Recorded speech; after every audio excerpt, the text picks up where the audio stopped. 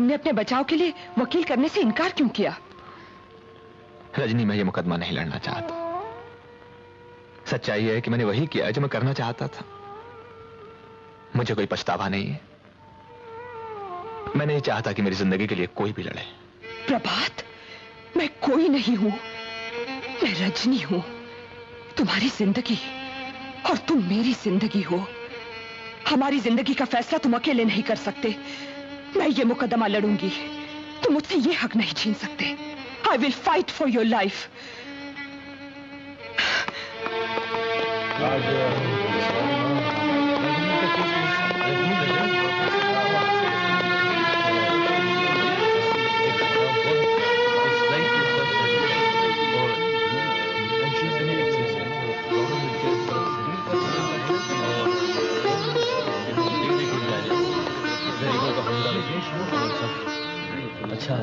Your honour, ये case बिल्कुल साफ है।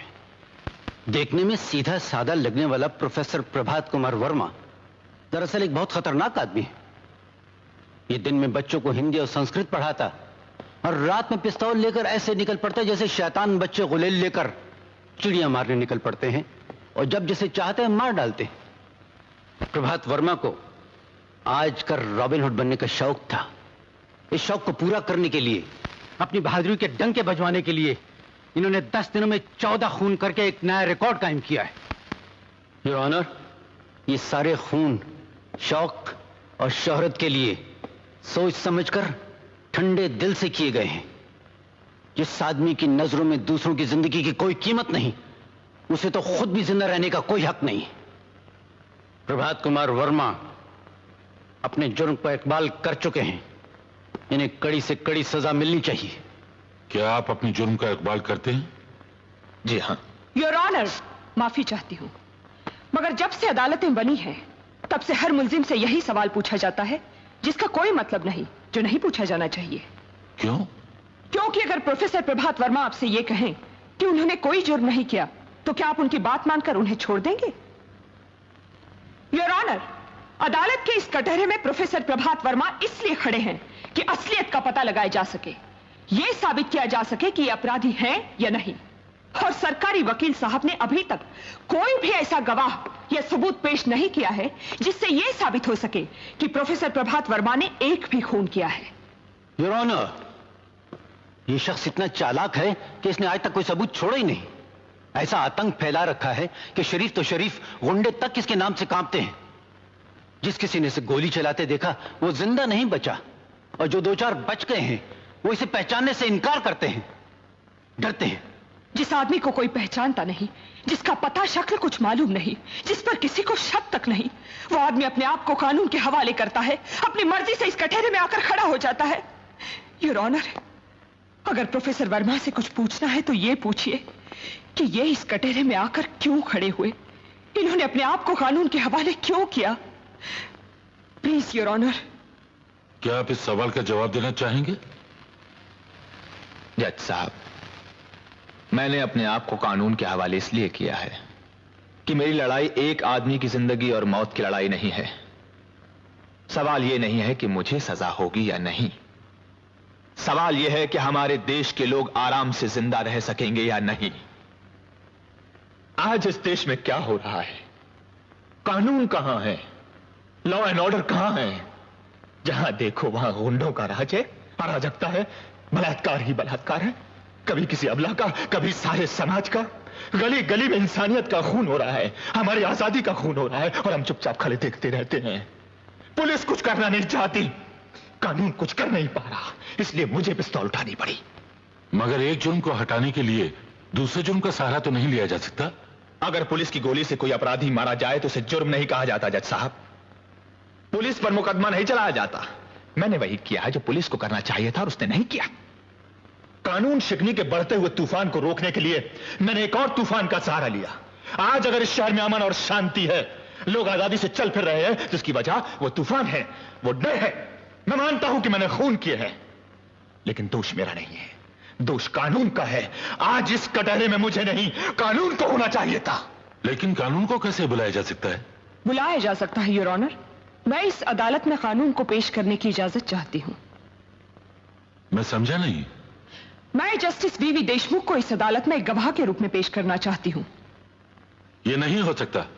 एक जज को अदालत के कटहरे में खड़ा नहीं किया जा सकता। India is a democratic country. हमारे देश में कानून की हिफाजत के लिए प्रधानमंत्री को भी बुलाया जा सकता है। मगर जस्टिस देशमुख का इस केस से क्या ताल्लुक है? बहुत गहरा ताल्लुक है योर ऑनर। ऐसा होता तो नहीं है।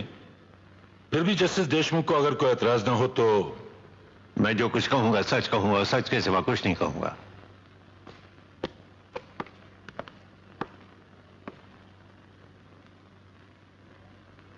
जस्टिस देशमुख, आपको पिछले नवंबर की 20 तारीख याद है? क्या हुआ था उस दिन? उस दिन आपकी अदालत में एक बलात्कार और खून का केस आया था। ऐसे केस तो रोज आते हैं, उसमें याद रखने की क्या बात है? बात यह थी कि मुलजिम सुरेश ठाकुर एक अमीर आदमी का भतीजा था और उसकी गवाही देने दिल्ली से एक मंत्री महोदय तशरीफ लाए थे। याद है? हाँ, याद आ गया। तो आपको यह भी याद होगा कि आपने उसे बाइज्जत छोड़ दिया था। याद है। पूछ सकती हूं क्यों? मैं सवाल का जवाब देने से इनकार करता हूं। किसी जज से उसके दिए हुए फैसले पर सवाल नहीं किया जा सकता। I am sorry your honour, लेकिन मैं ये तो पूछ सकती हूं कि क्या सुरेश ठाकुर को सिर्फ इसलिए छोड़ दिया गया था कि उसकी गवाही एक मंत्री ने दी थी? मिस देशमुख। योर ऑनर, मैं तो सिर्फ वही कह रही हूं जो इस केस की प्रोसीडिंग्स में लिखा है। यह रही उसकी रिपोर्ट। इस रिपोर्ट में यह साफ लिखा है कि लाश के नाखूनों में सुरेश ठाकुर के बाल और खून की बूंदें पाई गई। लीजिए। क्या मैं पूछ सकती हूं जस्टिस देशमुख कि इस बात पर ध्यान क्यों नहीं दिया गया? मैं एक बार पहले भी आपसे कह चुका हूं मिस देशमुख कि जज के दिए हुए फैसले पर बहस नहीं की जा सकती। मैं बहस कहां कर रही हूं योर ऑनर, मैं सिर्फ यह कह रही हूं कि खून और बाल वाली बात सच है या नहीं। खून और बालों वाली बात सच हो या ना हो, लेकिन एक मंत्री ने इस बात की गवाही दी थी कि वारदात के दिन सुरेश ठाकुर उनके साथ दिल्ली में था। दिल्ली जाना और मंत्री की गवाही बनाई जा सकती है, लेकिन खून और बाल नहीं। एक जिंदा आदमी झूठ बोल सकता है, लेकिन मुर्दे झूठ नहीं बोलते। योर ऑनर, उस लड़की की लाश पुकार पुकार कर कह रही थी कि सुरेश ठाकुर ने उसका बलात्कार किया है, उसकी हत्या की है, लेकिन उसके बाद भी उस लाश के सच को नजरअंदाज कर एक मंत्री के झूठ को सच मान लिया गया। क्या वजह थी उसकी? मैं पूछ सकती हूँ क्यों? I strongly object to this your honour. मैं किसी को भी अपनी ईमानदारी पर शक करने की इजाजत नहीं देता। You must withdraw the allegation. Your honour, मैंने किसी पर कोई आरोप नहीं लगाया है। मैंने वही कहा है जो सच है, और सच यह है कि सुरेश ठाकुर ने सुधा अडवाणी का बलात्कार किया, उसका खून किया और उसकी लाश पर इस बात के सबूत भी पाए गए, लेकिन उसके बाद भी उसे छोड़ दिया गया। जस्टिस देशमुख, पिछले नवंबर की 20 तारीख को आपने एक अपराधी को बाइज्जत छोड़कर इंसाफ को सजा दी थी, उसे फांसी के फंदे पर लटका दिया था। Miss Deshmukh, this is contempt of court. आप चाहे मुझे भी फांसी के फंदे पर लटका दीजिए, लेकिन आज मैं ये पूछने से बाज नहीं आऊंगी कि उस दिन आपने गलत इंसाफ क्यों किया, क्या कारण था उसका। Stop it now. Justice Deshmukh, उस दिन जब आपने फैसला सुनाया था, आप एक जज थे, कानून और उसके कायदे में जकड़े हुए थे, कानून की रक्षा करना आपका फर्ज था। लेकिन आज आप पर कोई बंधन नहीं, कोई पाबंदी नहीं। आज आपने गीता पर हाथ रखकर सिर्फ सच बोलने की कसम खाई है।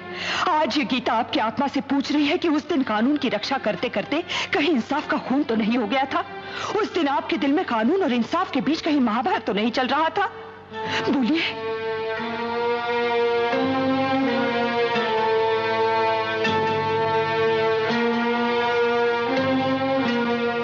एक जज के दिल में ये महाभारत हमेशा होती रहती है, और कभी कभी वो कानून को बचाते बचाते इंसाफ को नहीं बचा पाता। Order, order. उस फैसले के बाद जो कुछ हुआ उसका जिम्मेदार वो फैसला है, आपका कानून है। अगर उस दिन सुरेश ठाकुर को बाइज्जत रिहा न किया जाता तो प्रोफेसर प्रभात वर्मा का घर बर्बाद न होता, उसकी मां का खून न होता, उसकी बहन का बलात्कार न होता, वो आत्महत्या न करती। योर ऑनर, उस दिन अगर सुरेश ठाकुर जैसे भयानक जानवर को इस शहर में खुला न छोड़ दिया जाता तो प्रोफेसर प्रभात कुमार वर्मा जैसे शरीफ आदमी को, एक कवि को हाथ में पिस्तौल उठाकर खूनी न बनना पड़ता। ऐसा हुआ था तो प्रभात कुमार ने पुलिस को क्यों नहीं बताया? बताने से क्या होता? फिर कोई मंत्री आकर गवाही देता कि वो बंबई में नहीं दिल्ली में था। या कोई सरकारी डॉक्टर आके साबित कर देता कि सुरेश ठाकुर अपने 5 साथियों के साथ किसी अस्पताल में बेहोश पड़ा अपना इलाज कर रहा था, और जो अस्पताल में है वो प्रोफेसर के घर कैसे हो सकता है? मिस देशमुख, क्या आप ये कहना चाहती हैं कि जिस आदमी को एक बार इंसाफ ना मिले वो दूसरी बार कानून के पास आने के बजाय कानून को अपने हाथों में ले ले, एक पिस्तौल लेकर निकल पड़े और जब चाहे जिसका चाहे खून कर दे? योर ऑनर, प्रभात कुमार ने खून नहीं किए हैं, गुंडों को सजा दी है, इंसाफ किया है, एक जज का अधूरा काम पूरा किया है। अगर लोग इसी तरह हाथों में पिस्तौल लेकर जज बनने लगे तो गली गली में रॉबिन हुड पैदा हो जाएंगे। हर तरफ लोग खून की होली खेलते हुए नजर आएंगे और कोई भी सरकार, कोई भी समाज इस बात की इजाजत नहीं देता कि गुंडागरी को एक और गुंडागरी से रोका जाए। मिस देशमुख, कानून हाथ में लेना जुर्म है और उस जुर्म की सजा जरूर मिलनी चाहिए। मैं भी तो यही कहता हूं जज साहब की सजा जरूर मिलनी चाहिए। इसीलिए तो मैंने अपने आप को कानून के हवाले किया है। मैंने अपना फर्ज पूरा किया है, कानून अपना फर्ज पूरा करे। इसके लिए कानून को अगर मेरी जान की जरूरत है तो वो हाजिर है। फांसी का फंदा मैं खुद अपने गले में डाल लूंगा। बस एक प्रार्थना है आपसे, बड़ी तपस्या और बलिदान के बाद हमारे इस देश को आजादी मिली है। ऐसा कुछ कीजिए कि इस आजादी को हमसे कुछ छीनने ना पाए, कोई गुंडा इसका बलात्कार ना कर सके। आने वाली संतानें अपने आजाद देश में आजादी की सांस ले सके, बिना डर के जिंदा रह सके। और कानून को इतना मजबूत बना दीजिए कि फिर कभी किसी प्रभात को पिस्तौल का सहारा न लेना पड़े। इसके बदले मौत भी मिलेगी तो प्रसाद होगी, भारत माता का आशीर्वाद होगा।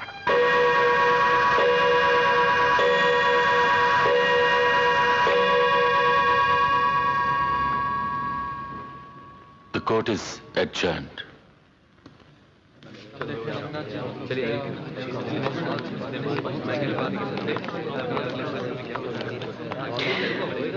I'm sorry, पापा। इसमें सॉरी की क्या बात है?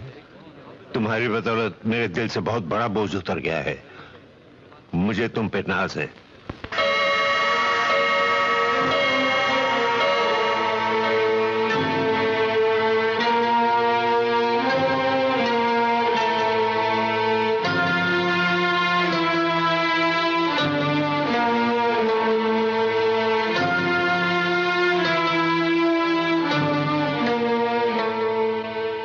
सुनिए, खाना लग गया है।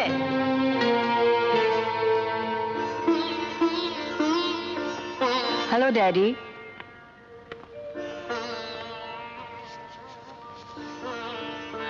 Hello daddy. हेलो बेटी। तुमसे कई बार कहा है कि अदालत की परेशानियां घर पे नहीं लाया करो। क्या करूं भाई, काम ही ऐसा है। इंसान की जिंदगी और मौत का सवाल होता है।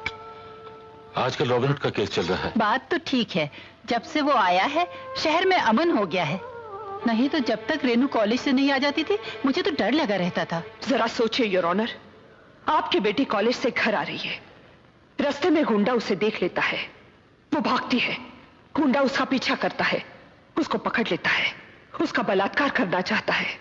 आपकी बेटी मदद के लिए पुकारती है, उसकी चीखें सुनसान सड़कों से टकराकर वापस आ जाती है, वो थककर जमीन पर गिर जाती है और गुंडा उसके कपड़े उतारने के लिए हाथ आगे बढ़ाता है और अचानक एक गोली चलती है। भगवान की तरह वहां कोई आ जाता है, गुंडा मारा जाता है और एक दुनिया उजड़ते उजड़ते रह जाती है, एक जिंदगी बर्बाद होते होते बच जाती है। मैं आपसे पूछना चाहती हूँ योर ऑनर, क्या आप बचाने वाले को सजा देंगे, उसे खूनी समझेंगे, उसे गुनहगार और अपराधी ठहराएंगे? तुम कहना क्या चाहती हो? योर ऑनर, प्रभात कुमार मुजरिम नहीं है। उन्होंने जो कुछ भी किया है वो कानून की हिफाजत के लिए किया है, आपको और आपको बचाने के लिए किया है। और ये साबित करने के लिए मैं इंस्पेक्टर शफी को एक गवाह के रूप में पेश करने की इजाजत चाहती हूं। इंस्पेक्टर शफी।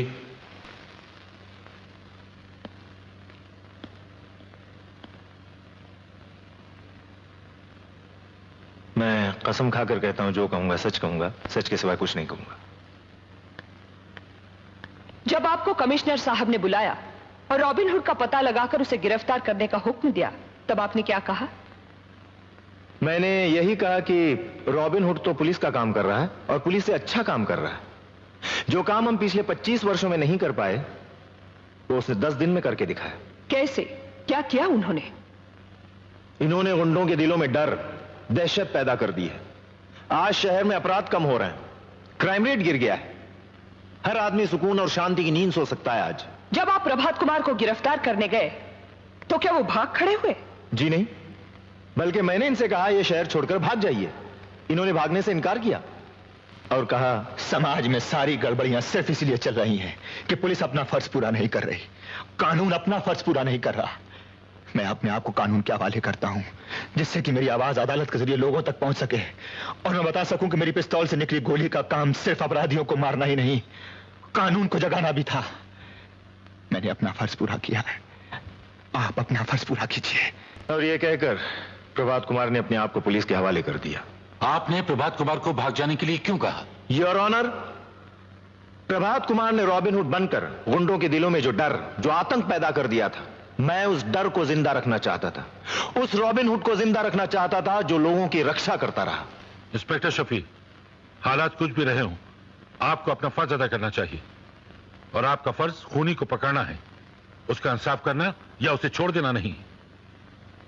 इस गलती के लिए आपको सस्पेंड कर देना चाहिए ताकि दूसरे अफसर से नसीहत लें और कभी ऐसी गलती ना करें। Thank you your honour.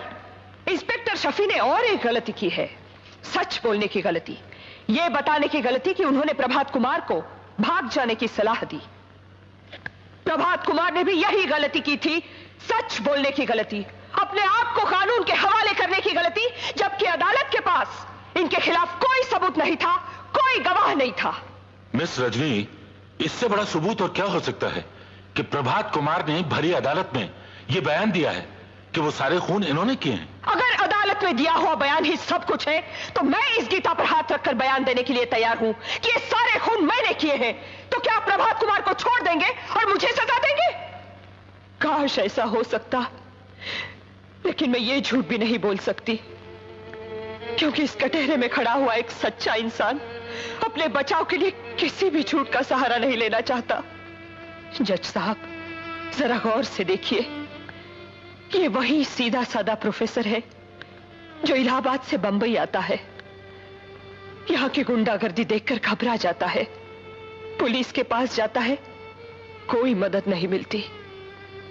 एक मालदार गुंडा एक शरीफ लड़की का बलात्कार करता है, उसकी हत्या कर देता है।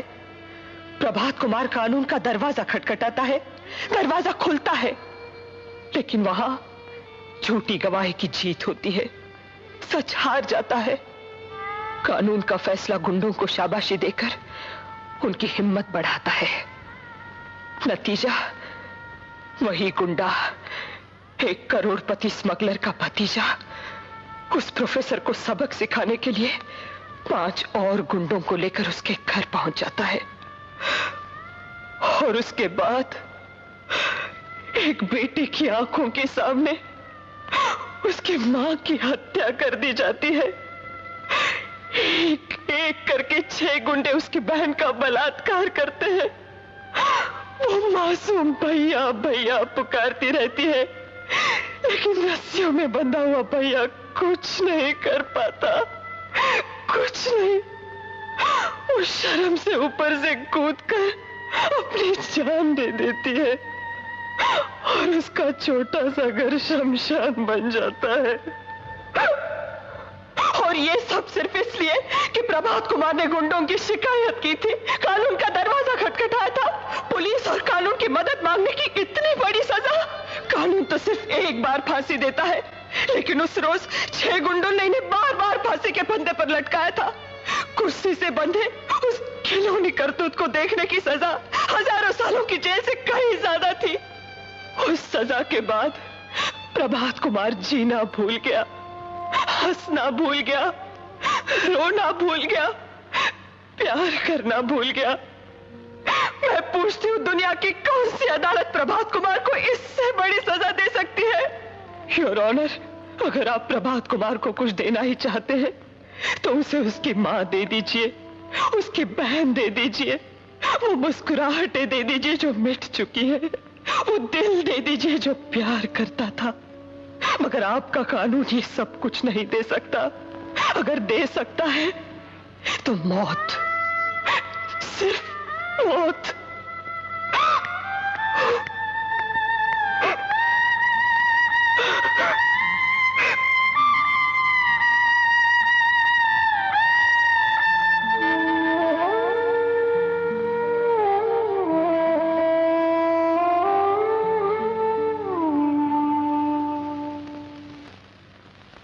इसमें कोई शक नहीं कि पिछले कुछ दिनों से हमारे देश में अपराध और अराजकता बढ़ती चली जा रही है।